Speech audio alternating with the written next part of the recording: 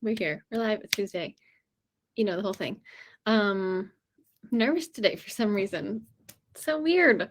I've done this every week for almost 50 weeks. And sometimes I'm nervous and sometimes I'm not. Sometimes it's just like sitting on my couch and no problem. Just push the red button. Red button is not a big deal. But sometimes it is a big deal. And sometimes it's really hard to talk to the internet and my nerves start going. And so you're not alone. If you have nerves, if you start shaking when you're trying to sing, it's just a normal thing. People, just so you know, it's a normal thing to be nervous. And like right before I went on today, I was like, okay, what am I going to talk about? What am I going to talk about? And I started feeling like that tightness in my chest, and I was like, this is weird. This doesn't happen very often to me anymore. But it happens, and you just have to figure out how to deal with it and, be in your body and say, yes, I'm doing it anyway. Just pushing the red button and saying, yep, I'm nervous and it's not going to derail me. And that's how I'm going to go through this. And because I care more about the thing that's on the other side of this scary red button than I do about believing that my nerves are telling me that I'm going to die, because I know in this situation that I am very safe. So a lot of times that's what happens when you're about to record something, when you're about to even play live with another musician, when you're about to go on stage, you start getting these nerves that come up and it starts to be slightly scary, and so you're not sure what's going on, if you will be able to sing, if you'll be able to sing in the way you want to sing, and you never know what will happen. But at least when you know your nervous system, like we do in my studio, we get to know our nervous system, we get to know our mind, we get to know our gremlin voice, so that it's not a surprise anymore. That's the biggest thing. So like, maybe it was a surprise that I got a little nervous today because I have been doing this so much that it doesn't happen very often. But it wasn't a surprise when it showed up, because I was like, oh, this makes sense. It hasn't happened in a while, but it totally makes sense that I would be nervous right now because I don't have anything planned to talk about. But this is what I'm supposed to talk about, apparently. So there you go. We're here. We're talking about it. What would you like to talk about? Do you have things on your mind? Put it in the chat. Let me know what you're dealing with, like what you are struggling with when you're singing. Is it nerves? Like what happens in your body when you start to think about going to sing in front of somebody else? What happens when you start to think about pushing the red button on a recording software or on Instagram or something? Like, it's important to know your body and what that feels like. Are there things that you're struggling with in singing in general? Put them in the chat. Let me know. And we will talk about it. I would like to talk about how to kind of work your way through these nerves and what that does to your technique. Because I think a lot of times we start to get on stage, or we start to feel, sorry, I know there's a lot of questions. Just put one of them and we can talk about one of them. Sometimes when we start to feel these nerves coming up, it feels like heaviness. Sometimes it feels like tightness. And sometimes you're not even sure what's going to happen, when you get nervous, because it changes how you relate to your voice. It changes your ears. It changes what you're hearing. It changes the like I said, tightness in here. Like sometimes we get subconsciously tight in our vocal muscles and we don't know that that's happening, so we don't know how to prepare for it and how to get around it. So when you go to sing sometimes and you're nervous, you literally hear differently than you would have if you weren't in a nervous system dysregulation. And so you're sitting there and going, why does this sound wrong? Why does it sound off? I can't tell. I just know I'm nervous and I'm freaking out and this feels like a bad situation. So when we start to get to know our nervous system and how things relate to being in a nervous system dysregulation state versus not, you can start to prepare for these things. Like I know I get tight when I get nervous. And so beforehand, I'll just do a little more warm-ups, a little more like loosey-goosey warm-ups and not necessarily workouts because I'm trying to derail the tightness. So when I'm on stage singing, I know that I need to relax a little more, whatever that means to me. So like bending my knees more, grabbing hold of my wrist to make sure that my body knows I'm safe, taking deeper breaths, giving myself a little extra space, a little extra grace to breathe because I know I'm going to be more tight. Maybe choosing a different way of approaching a note instead of maybe belting. I know that my tendency is going to be tight. So if I'm belting at the top of my belt, that's going to be an unsustainable situation. So I might instead go for it in my head voice. So you never know what is going to happen, but you can have a plan, you can have a backup so that you know that, okay, if I'm really feeling like bodily nervous, this I know has happened in the past, so I'm going to make this other choice in preparation and not just wait for it all to go off the rails, right? Yeah, totally. You struggle with controlling your nerves. I think I'm afraid it'll sound wrong when it comes out. Yes, 100,000%. That's a real thing that number one, it is experience, it may have actually happened to you when you're nervous, something has come out wrong, wrong is subjective.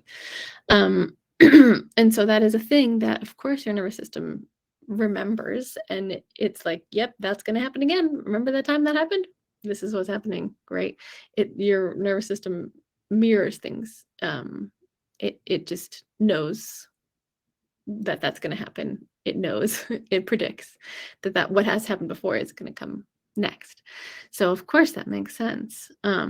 When you're in your nerves, I think the most important thing that I've learned is not to try and fight them, right? Controlling is a word that feels very combative, feels very aggressive, feels very fight-like. It feels like you're trying to manipulate your nerves into not being there, which is not really a thing that we can do, right? Because your nerves are a natural biological impulse.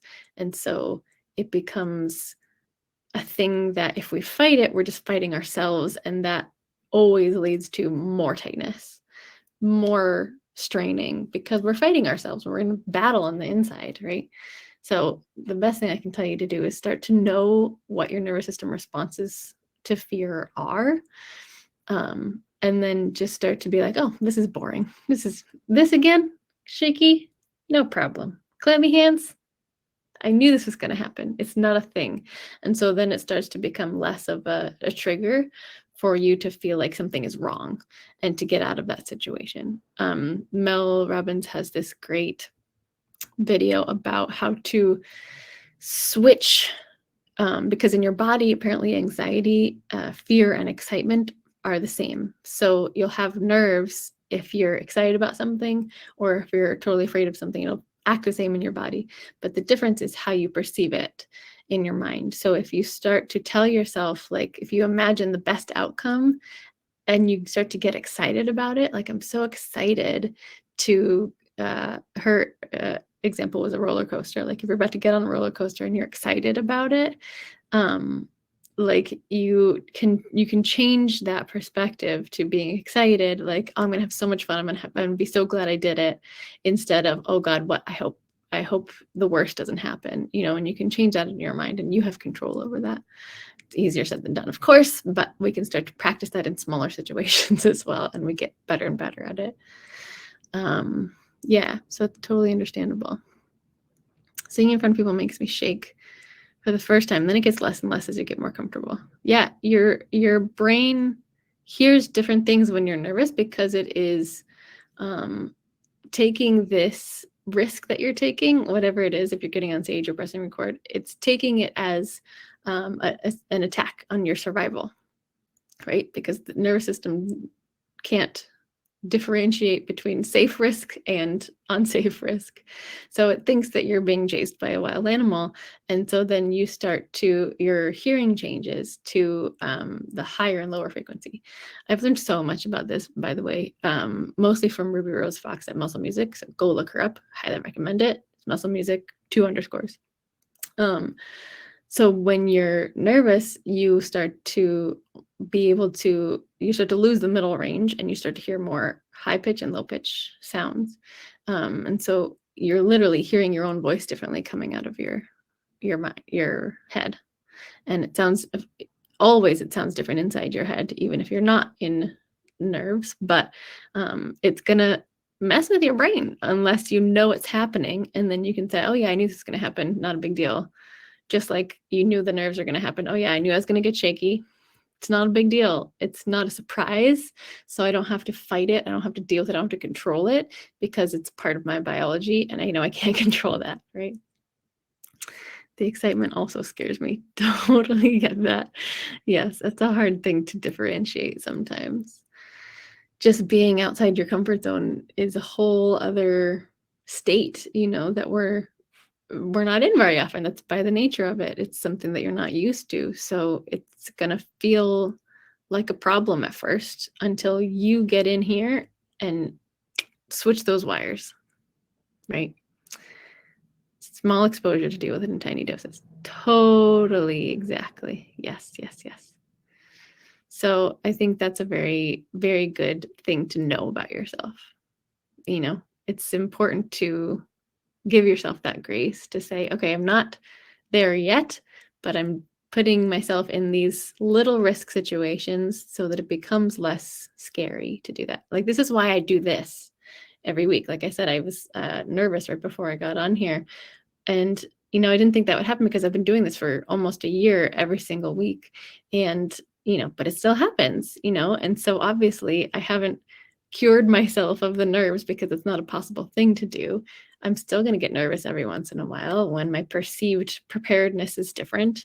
And so I'm continuing to do this every week to give myself the practice of putting myself in this slightly risky situation, right? I'm not just sitting here on my couch doing nothing. I'm talking to real people in the real rest of the world. And that's not something that is easy, so I'm taking these weekly lives as my practice alongside of singing, right? We're doing it. I don't know if you've seen on my other page, we're doing a 60-day singing challenge with my Vocal Magic current cohort as a part of their last half of their program. So spoiler alert, that's what happens in Vocal Magic, part of it. And that's why we do it, because it's literally exposure therapy. Like the first 4 or 5 days is terrifying because you're like, oh God, this is not perfect. I could do maybe so much better if I gave myself another 5 days to work on this song, of course. But that's not the point of the challenge. The point is to put something out there, to put yourself out there, to press that red button and just be like, hey, I'm nervous, but I'm going to put this out there anyway, because I know my nerves are okay and I am safe. And the other level to that is, yes, I am imperfect. I am not Ariana Grande. I'm not where I want to be in 10 years, but that's okay. Where I am right now is great and worth sharing. And it changes lives, right? It's changed my life multiple times. I've done these challenges many times now, and it's really made me feel so much more secure with myself as I am. It's made it so much easier to give myself grace and to say, yes, I am nervous, but that is not a problem. I'm not going to let these nerves derail me. I'm also not going to fight with them, right? Because it's a part of me. I'm just going to keep going. Love it. Oh, I'm so glad that it's helping.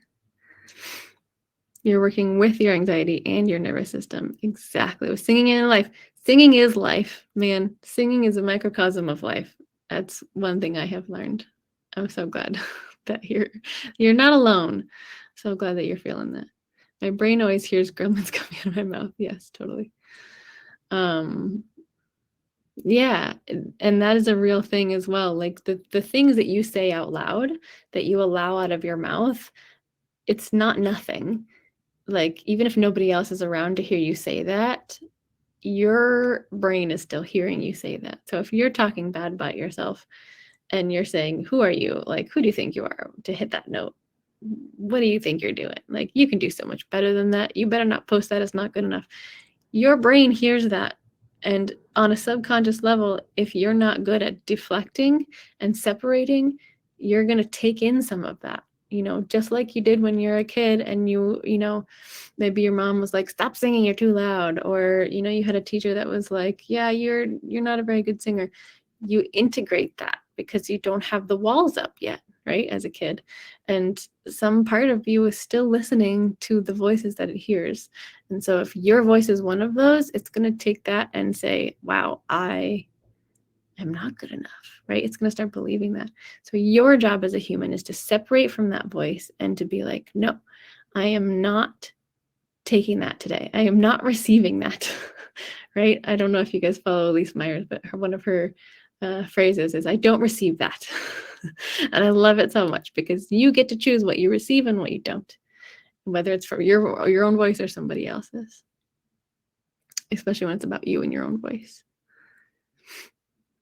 Yeah. Happy to. You can do it. I believe in you. You get in trouble for singing at the dinner table. Yeah, that's a real thing that probably got in your nervous system as a kid, right? You heard that voice that said, stop singing. Like, this is not a place for singing. Your voice doesn't have a home here.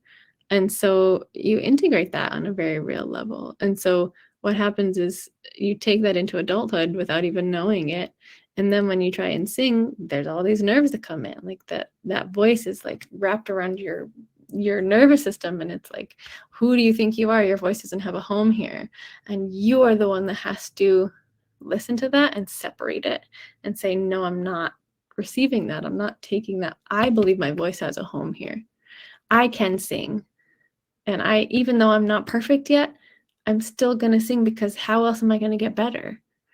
How else do I show up in the world as a human if I don't give myself the space to sing, if I don't give my own voice its own space? Even when I'm nervous, even when I hear these voices in my head, I have to practice giving myself the space. Like, you don't have to wait for somebody else to give you a platform, a show or something, like, especially in this day and age, you have your own Instagram platform. If you're on here, you can give your voice a space. You can give your voice a home here. And if people don't like it, they can F off, right? They don't have to hang out. They can just listen if they like, Exactly. It's really eye-opening when you start to look back at those things, and notice how much they affect you and how much they affect your literal bodily reactions to situations.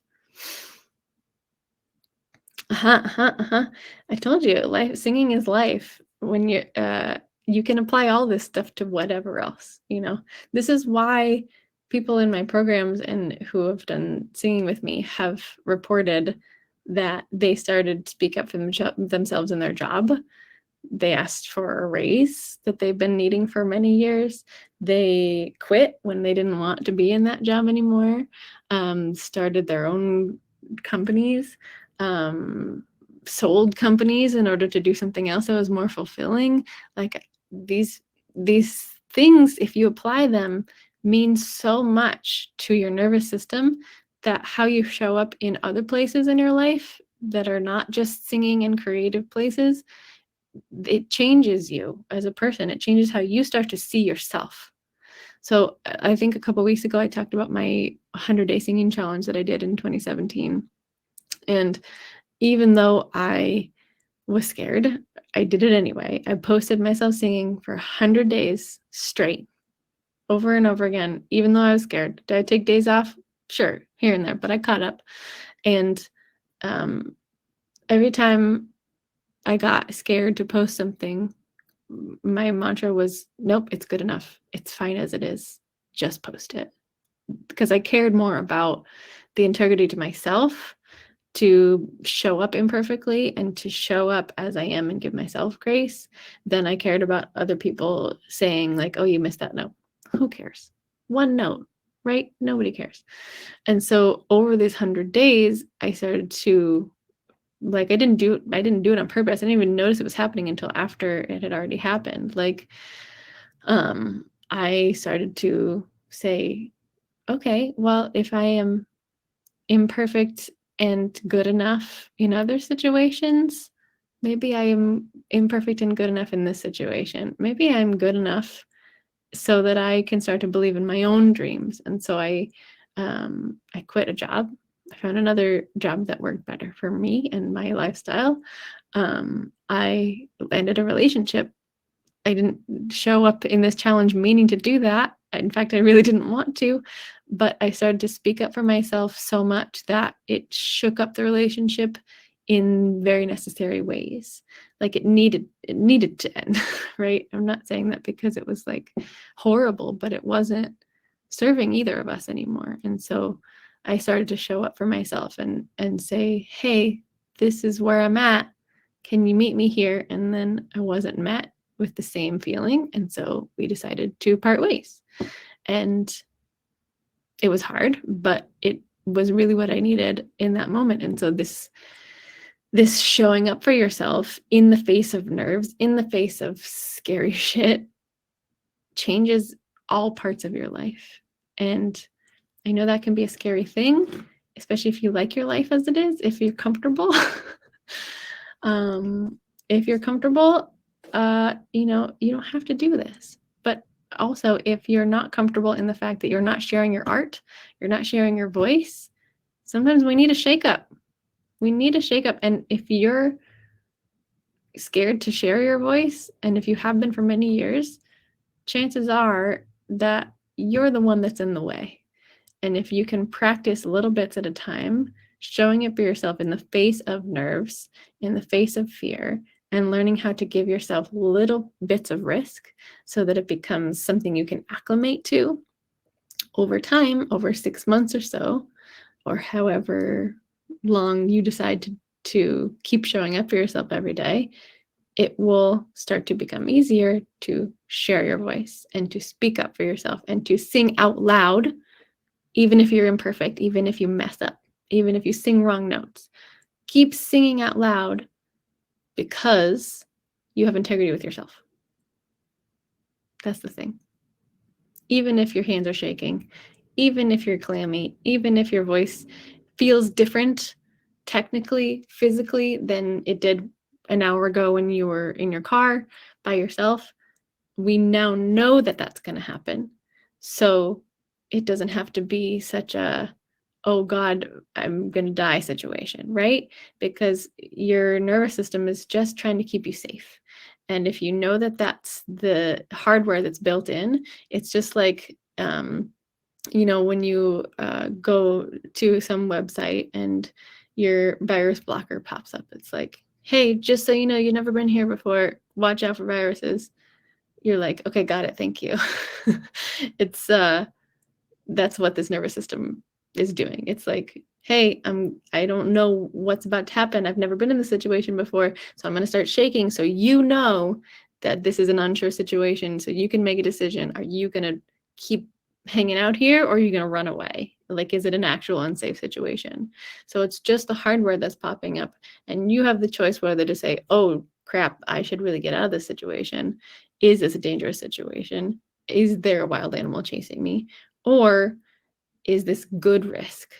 Is this a little situation that I'm putting myself into intentional dysregulation on purpose so that I can acclimate over time? And it doesn't have to be such a huge freaking deal every time. Just the hardware, exactly. Yeah. And you can train the hardware. That's the difference between us and a computer, right? Hardware is going to show up on your computer every time, even if you keep telling it to, unless you have like some AI thing. It doesn't learn, right? It's just, this is what it's programmed to do. It's going to show up and protect you. But in your case, your nervous system is trainable. And that's why we're doing this. Like, we show up and we push the red button because our goal is to make the red button less scary. If we want to show up and share your voice every day, do it. It's going to feel scary at first, but if you keep saying, no, thank you, virus blocker. I'm good. I know I'm safe. I'm keeping myself safe. Thank you for your help. I got this. And do it anyway. Then over time, your internal antivirus software, hardware is going to start changing how you see these risks, right? So you can train your nervous system to start being like, oh, okay, wait a second. We did this yesterday and the day before. Maybe I don't need to show up and stop her from doing this. And then over time, 20 days, 30 days, it's going to be like, oh, this again? I don't even need to deal with it. I know that we're safe. It's okay. I don't have to show up in such force, right? I don't have to start shaking. I don't have to get clammy hands. I don't have to tighten up and change the biology here. We've done this, right? Old story. So that's kind of what we do in my studio all the time, right? We're showing up for ourselves every day, most of us anyway, and we are taking little teeny risks and making it less freaky for our nervous system to be in that risky situation. So whatever we need to do to remind our body that we're safe so that we can not be totally derailed, this is where the rubber meets the road, right? So it's in the beginning of this program, it's saying yes to yourself and saying, yes, I want to do this. And I'm going to take care of my body first, right? It's an important thing. Oh, you guys are so cute. I'm so glad that this is touching you. This is the shit that makes me feel alive, right? This is why I'm so excited to be here. I love talking about this stuff, and I'm so grateful to my teachers that have shared all this stuff with me. Like, seriously, go follow Ruby Rose at Muscle Music, 2 underscores. I've learned so much. And from just being a singer in my own mental health struggles, I've learned so much about this. What was I talking about? So yeah, you're just showing up for yourself in the beginning is the most important part to, if you can get past 15, 30 days of this, showing up for yourself and putting yourself slightly out of your comfort zone, dipping a toe in the water, if you can do that for 30 to 60 days, you're going to be golden for a long time, because that's training your nervous system to say, okay, I am safe. And if you have tools like part of Muscle Music is nervous system workouts, like we do exercises, so like planking, using your muscles as a way to flush out hormones, which is another way to change how your nervous system is showing up for you. So when you have all that adrenaline and cortisol that shows up in a scary situation, if you do a plank, if you do whatever, squat, whatever other muscle movement you can do to flush out some of those hormones, then your nervous system will be like, okay, maybe we're not on like level 10 high alert. Maybe we can like bump it down to level 5, giving yourself bodily safety mechanisms, like finding a co-regulator, a person to help you, remind you that you're safe. If you don't have that person, giving yourself a hug, that can be huge. Drinking water, breathing, nice, easy, like calm box breathing is another good one. Not always super helpful when you're in some states, but so for example, the last show I did, luckily my husband was there with me performing in the show, and I was starting to get nervous, and so I just went over to him and I gave him a big hug, and we breathed together. And I still felt a little nervous, but I didn't feel like level 10, not going to go on stage nervous. And these are the tools that I've been learning that make such a huge freaking difference as a singer. Like, we can't just go out there and force ourselves into these situations because your nervous system is so sensitive. It's a sensitive hardware. So we have to know what's happening. We have to know what's going to show up. We have to accept it and not fight against it. And we have to prepare for it. So there are 3 solid things you can start doing now. And if you're not sure how to do this, I'm here to help you. Hang out on this page. If you want to dive deeper, Vocal Magic is open right now. This is where we commit with 6 or 7 other people in a small group to 6 months of doing this work every week. You show up for yourself, you show up for your voice. You learn technique as well as talking about mindset work. We're talking about gremlins. We're talking about your own patterns in here. We're talking about the nervous system. We're talking about why you can't hit that note when you could hit it an hour ago when you were alone. You know, we're talking about all these things, and we're working on everyday little tweaks to make sure that you can continue to show up for yourself from a safe place.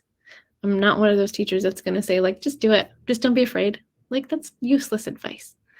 You can't just turn afraid off. You can't turn your nervous system off. This is a long haul work every day, and you have to commit to it. So this is why it's a 6-month program. Look, it's not nothing. It's a big commitment. But this is where change comes, and this is where change has come for me. And it's why I have all these things as part of the program. It's why it's not just a fluffy 4-week technique course. This is where change comes. And I don't want to be a part of your change if you're not in it for the long haul. You know, I don't want to just give you stuff and you practice for 4 weeks and then you're like, it didn't work. Peace out. That's not how this works, right? We have to put in the work for long periods of time every day and be dedicated to it. And that's hard. And this is why it's a community program. This is why I'm here for you as a cheerleader. I'm here for you as an accountability coach. I'm here for you as a fellow singer. I'm walking this line with you guys. I'm having an artist career too. I'm putting myself in riskier situations, riskier than I did a couple years ago, that I never ever thought I could do because of this work. So we're all doing this stuff together. It's a family. And so everybody has their own ways they're showing up. So like in this last cohort, one of the people is an actor. So she shows up really well in acting situations, but singing was like terrifying, right? Another one was singing every week at a tango class, and she was like, okay, that's not a problem for me, but I need to get better, and I want to be able to improvise, and I want to be able to sing in bigger places. Cool, that's where her line was. And everybody has a different goal and a different rainbow win, as I call it. The big goal that you're trying to get to with your voice. And in order to get there, we got to put in everyday work. And look, you're an adult, you need days off, totally get that. This is why it's a 6-month program, so you can take a week off to go on vacation and not be totally derailed, right? Totally fine. It's all built into the program. So there's videos that you can watch on your own time. There's you get private lessons as well. You get live group sessions where we do hot seat singing, which is like mini voice lessons, but in front of the small group. And I'm shooting for no more than 7, I think. So yeah, if you're into it, if this sounds like something you need, this would be really beneficial for you, book a call with me. That's the way to apply. I need to meet everybody before they come in my program. So book a call. It's the link in the thing. There's about 8 billion buttons on that page for you to book a call. Also, just DM me. Happy to give you any and all of the links, and just chat with me. You know, if you're not sure that you're ready for this program, I do have a couple spots left in my private studio for people that are not quite there yet, who need a little more of that one-on-one care deep dive runway before we do that. And that's totally fine. I've had multiple students do that. Like, we do 3 months before we run into the next Vocal Magic cohort, and that works great. So whatever you want to do, I'm here for it. But this is not for the faint of heart. It's a commitment. And I know if you guys are here, if you've been here this whole time, thank you for listening. I can tell you're dedicated to your voice and you want to find more freedom in your voice, whatever that means for you. If I can help with that, if I can create this community, I'm ready for you. I'm here for you. It's really hard to do this work on your own because of the nature of the nervous system, right? We can't just, climb outside of our body and co-regulate with ourselves. We can't just, tell ourselves like, hey, toughen up. It doesn't work that way. We're not hustlers, right?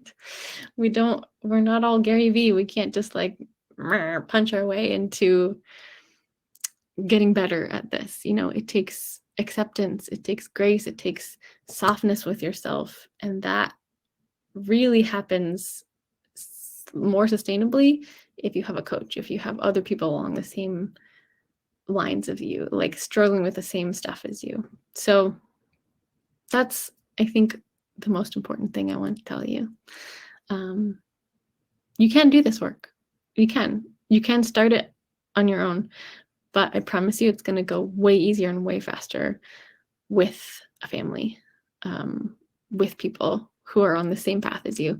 And believe me, I have tried to do this work with people who are not singers. It doesn't work so well. They don't get it. They just shut down when you're talking about something that they don't know the ins and outs of, right? Talking with other singers, magic. This is why it's called vocal magic, you guys. That's why I named it this way, because it's not me. I don't have the magic. I just ask a whole bunch of questions. You have the magic, and the magic is you coming together as a family, co-regulating your nervous systems so that this singing in front of people thing is going to be not a problem in 6 months. It's going to be a lovely, exciting experience. You're just going to be like, I'm about to get on a roller coaster. I'm so excited to get on stage and go sing for people. Press that red button. I'm so excited. It's going to be the funnest thing ever. I'm not saying that. It's a little bit of an exaggeration. I'm still nervous when I get on stage. Like I said, you can't turn it off, but at least I'm not fighting it anymore. So that's a big deal. And that's all I have to say. I'm going to go. It feels pretty complete. Thank you for hanging out, for being here. I appreciate all of your comments. I'm so glad that this resonated with you, at least a little bit. Yeah, let me know. Just comment magic on any of my posts and I'll send you details. Also DM me. My DMs are always open. Happy to help with anything you're struggling with to the best of my ability. And I'll see you very soon. All right. Love you. Boop. Boop.